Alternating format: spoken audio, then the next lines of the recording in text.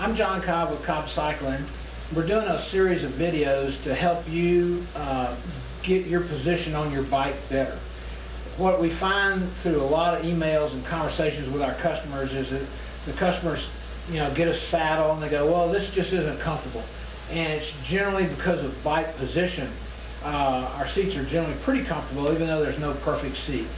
So today I have a local racer named Charity who just did an Olympic triathlon yesterday, and I had her bring her bike in just like it was, and we're going to kind of go through her setup and point out some things to look for. This is just a stock Trek. She's got some clip-on aero bars on it. It's a road bike. It's not a specific tri-bike. And as we work through this over the next couple of videos, we're going to get her on a tri-bike and show how her position changes. What you see is she's got good lower back flexibility, and she's pretty stretched out here.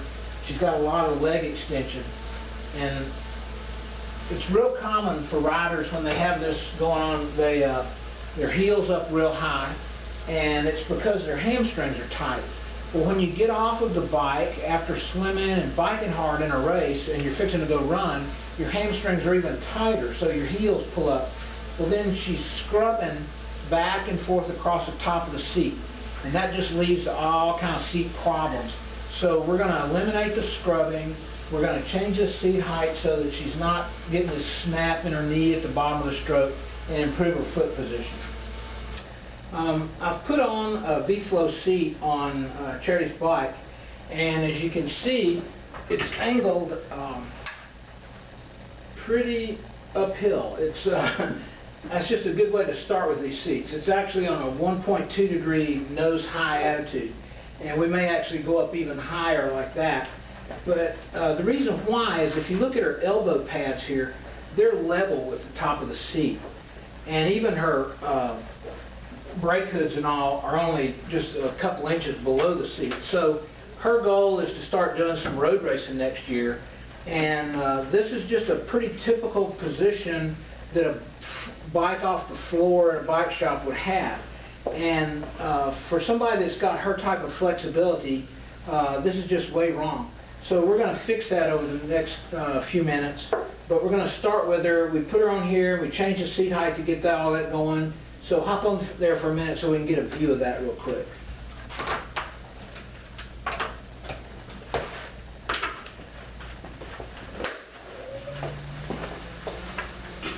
So we reset her seat height, and now she's got a little better bend in her leg, and her feet aren't tilting up so bad there. She's got a flatter foot.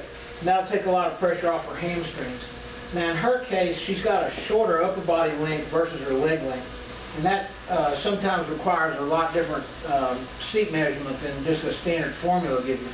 But we'll go through that. Get on your aero bars a second. The point we look at is when you see someone's shoulder pivot point here and their lat pivot point here, well, ideally you want this point about 2 inches lower than this point. So we have a long way to go here to achieve that. But because she's thin and to make the air flow right and pull up over her hips and make the air pull off of her shoulders faster, we're going to have to slam this front end to achieve that.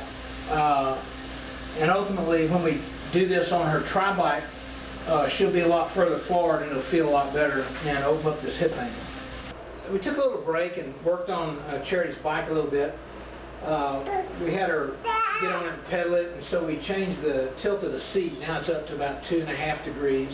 And that lets her pubic bone roll down into the soft tissue of the V-flow, soft foam of the V-flow, and that's what that's for, so that your soft tissue pivots up and gets up out of the way, and your sit bones are up here, so it really makes your crotch have a lot less pressure on it.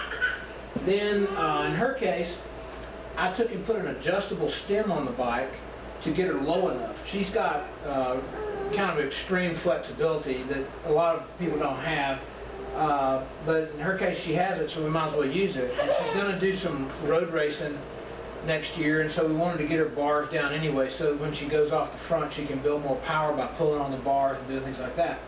So hop on here a second, and I think you'll be able to reflect back on some of our earlier shots, and you'll see the difference. Now, I can rotate like that. in my dreams. But anyway, this is ideal, or it's getting closer to ideal if you've got this kind of flexibility in your lower back.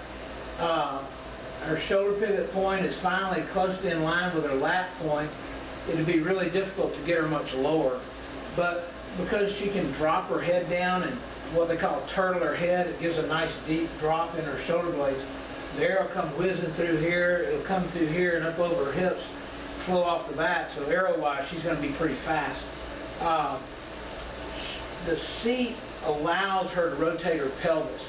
And so what you want ideally is that your hip socket and your pelvis point here, you want these to be close to flat. And it's your seat that causes that not to happen a lot of times. And so I think the V-Flow is a good choice for her, and it works pretty good. Now she's just got to go out and train some and get used to it. Now hop up on your brake hoods just for a second. See, this is a really good road position, and then she could still get down on her drops for sprinting or climbing big hills and make good, use her glutes and make good power with that.